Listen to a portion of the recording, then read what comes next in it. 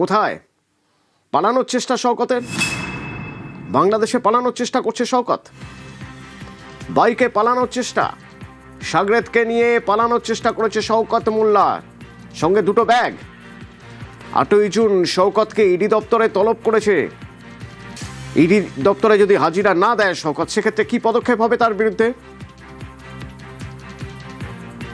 অনুপ আছে আমার সঙ্গে। অনুপ, কোথায় শওকত?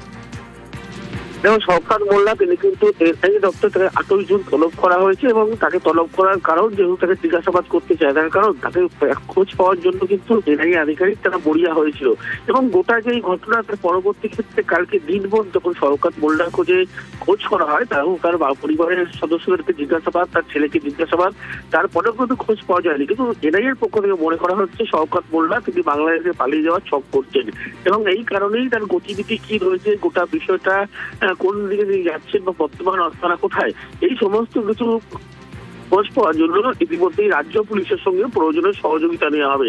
তার কারণ এনআইএর কাছে খবর শওকত মোল্লা তিনি বাংলাদেশ পালিয়ে যেতে পারেন।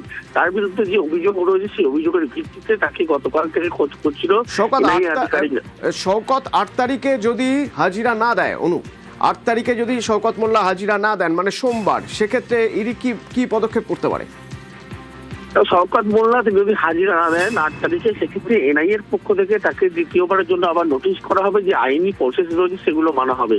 পরপর 3 বার তিনি যদি হাজিরা এড়িয়ে যান, তারপরে তার আদালতে যাবে এনআইএ আধিকারিকরা, তার বিরুদ্ধে গ্রেপ্তারি পরোয়ানা জারি করা হবে বলে এমনটাই এনআইএ সূত্রে খবর। কিন্তু কোথাও থেকে এনআইএ আধিকারিক তারা বৈঠক করেন বা জানতে পারেন যে শওকত মোল্লা তিনি এনআইএ দপ্তরে হাজিরা না দিয়ে বা এনআইএ কে সহযোগিতা না করে তিনি কিন্তু বাংলাদেশ পালিয়ে যাওয়া ছক করছেন। সেই কারণে এনআইএ আধিকারিক তারা কিন্তু রাজ্য পুলিশের প্রয়োজন সহযোগিতা নেবে এবং শওকতকে যাতে জিজ্ঞাসাবাদের জন্য 8 তারিখে আসে সেই প্রত্যেকটা বিষয় এবং বর্তমান যে গতিবিধি শওকত মোল্লার কোথায় 8 তারিখ পর্যন্ত অপেক্ষা করবে, না আসলে পরবর্তী ক্ষেত্রে কিন্তু আবার তাকে পরপর নোটিশ করা হবে এবং তিনি তারপরে গণহাজির থাকলে তাকে সেক্ষেত্রে এনআইএ এর পক্ষ থেকে আদালতে যাওয়া হবে এবং তার বিরুদ্ধে গ্রেপ্তারি পরোয়ানা জারি করার জন্য আবেদন করা হবে আদালতে।